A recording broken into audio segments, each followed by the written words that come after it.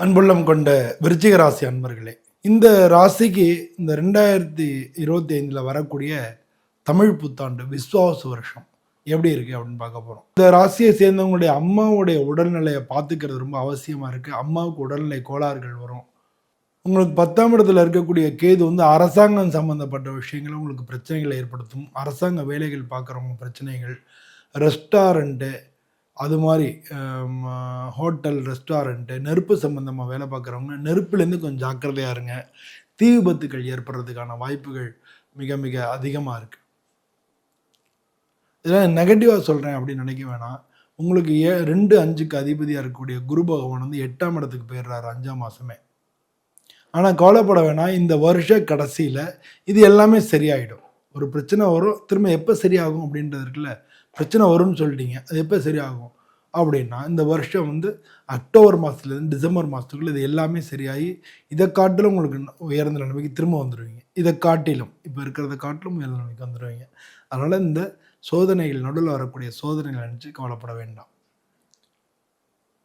இந்த வருஷ ஆரம்பத்தில திருமண வாய்ப்புகள் கொஞ்சம் தள்ளி போனா கூட, இந்த வருஷ கடைசியில உங்களுக்கு திருமண வாய்ப்புகள் ஏற்பட்டுரும். காதல் இந்த மாரியான விஷயங்கள்ல உள்ளவங்களுக்கு பிரிவினைகள் ஏற்படும். இந்த கொஞ்சம் அந்த காம்ப்ரமைஸ் பண்ணுங்க. விட்டு குடுத்து போங்க. விட்டு குடுத்து போனா இந்த வருஷ கடைசியில கல்யாணம் நடக்கிறதுக்கான வாய்ப்புகள் இருக்கு. ஸோ, அதனால அது எல்லாமே டைமிங் தான். ஒரு டைம் இப்படி இருக்கு.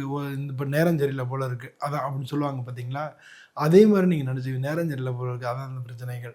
அப்படின்னு வாழ்க்கைய வந்து லைட்டா எடுத்துக்கலாம். எடுத்துட்டு நீங்க வந்து ப்ரொசீட் பண்ணலாம். அப்படி பண்ணீங்கன்னா உங்களுக்கு எல்லாமே நல்லாருக்கும். இது மாரி குடும்பத்திலயும் வாக்குவாதங்கள் வரும்போது, சரி, சரி டைம் சரியில்ல போல இருக்கு. அனாவசியமா பேச வேணாம். விடு. அப்புறம் பேசிக்கலாம். அப்படின்னு சொல்லி அப்படி நம்ம நவுந்து போம்போது, அந்த பிரச்சனையிலேருந்து நம்ம தப்பிக்கிறோம். ஸோ, இது மாரி பிரச்சனைகள தப்பிச்சுக்கிறதுக்கு, இதெல்லாம் வந்து நான் உங்களுக்கு ஒரு ஒரு வழியா நான் இதெல்லாம் சொல்றேன்.